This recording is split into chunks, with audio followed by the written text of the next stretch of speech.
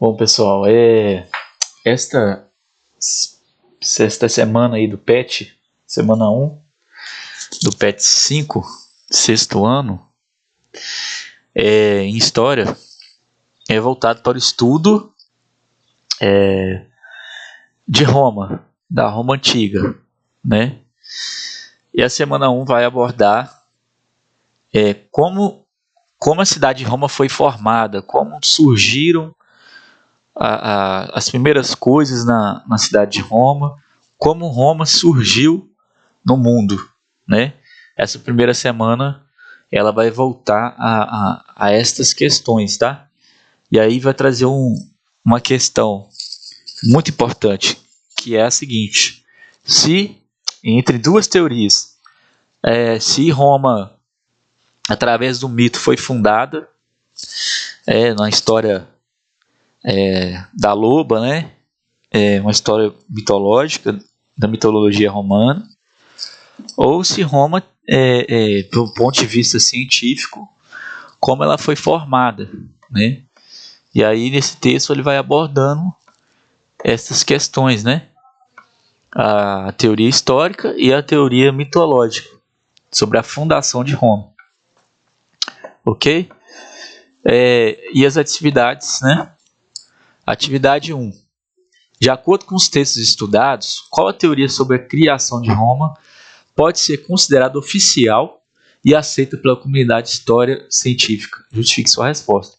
Bom, pela questão da gente analisar pela história, né, o que pode ser considerado científico através da ciência, é o ponto de vista da ciência, né, sobre a fundação de Roma. E qual é esse ponto de vista da ciência? Vamos olhar, né? De acordo com os textos estudados, a teoria histórica da fundação de Roma, de acordo com o texto ali, né, é a mais adequada, pois ela tem embasamento científico, tem estudo científico, tem base teórica, historiadores que estudaram sobre o tema da fundação de Roma, né?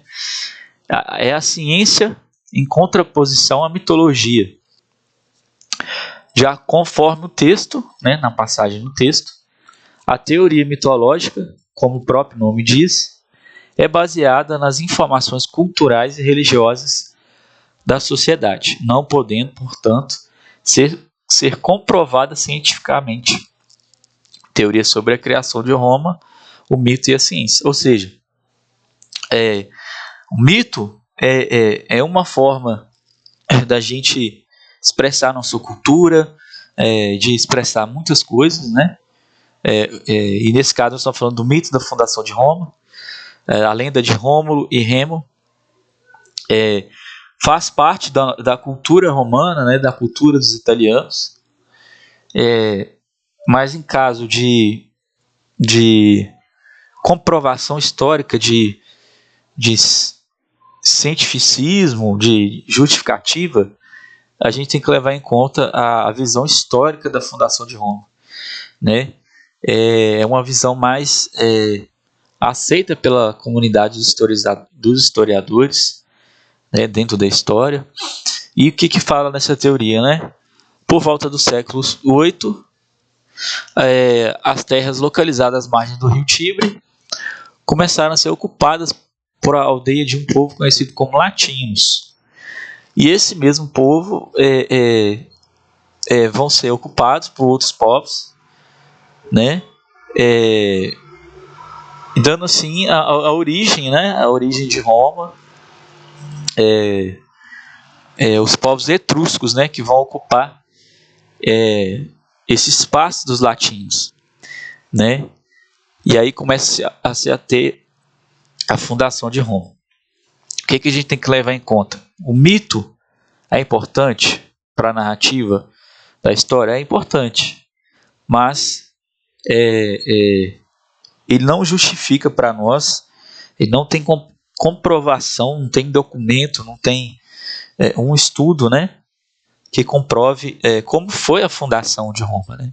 Então, por isso que a teoria histórica é mais aceita. Beleza? Vamos para número 2. A teoria mitológica não pode ter sua veracidade, sua verdade comprovada, como a gente estava falando, pela ciência. Entretanto, seus aspectos culturais ainda estão muito presentes na sociedade romana. São importantes. Sabendo que outras sociedades têm suas próprias narrativas mitológicas, busque na internet ou peça ajuda ao seu professor de língua portuguesa e cite 5 personagens da mitologia brasileira, aqui mais conhecidos como personagens do folclore, né? Não é só a cidade, a população de Roma que tem mitologia, que tem suas lendas, né? No Brasil nós temos o folclore brasileiro. E a questão 2 pergunta quais são os 5 personagens, né? Eu coloquei o Saci Pererê, né?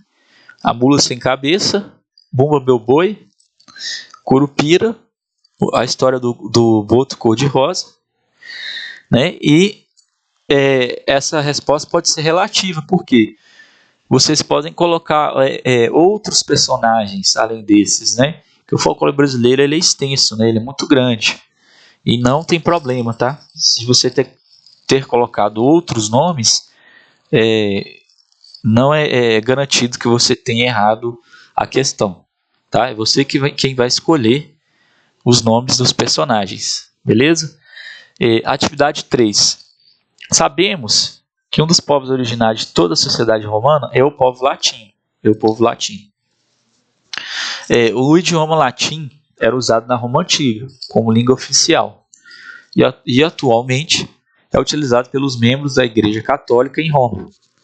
Entretanto, a língua latina originou outros idiomas atuais, comprovando a importância da sociedade romana antiga para a formação das sociedades ocidentais. Pesquise na internet ou com seu professor de língua portuguesa e indique 5 idiomas atuais que têm sua origem no latim romano. Então vamos ver. O latim ele é uma língua hoje considerada morta, né? Porque seu uso é muito pouco, né? A gente usa hoje o latim. Porém, através do tempo, ele teve uma importância muito grande, deu origem a várias línguas e muita gente usava, né? Alguns idiomas que têm origem do latim: italiano, francês, o espanhol, o nosso português também, o catalão, né? Mais uma vez, essa resposta pode ser relativa, porque você pode colocar outras línguas que têm origem no latim. Então, uma língua que eles gostam de falar, vernácula, né? Uma das primeiras línguas, né? A gente vê o latim. Então, a língua latina, ela dá origem a muita coisa, né? No nosso mundo. E por isso, a gente estuda a sociedade de Roma para entender quais as origens, quais as permanências dessa sociedade que permanecem, né, nos nossos dias de hoje, né, e que ajudaram a contribuir para a nossa sociedade e a sociedade ao longo do tempo, né?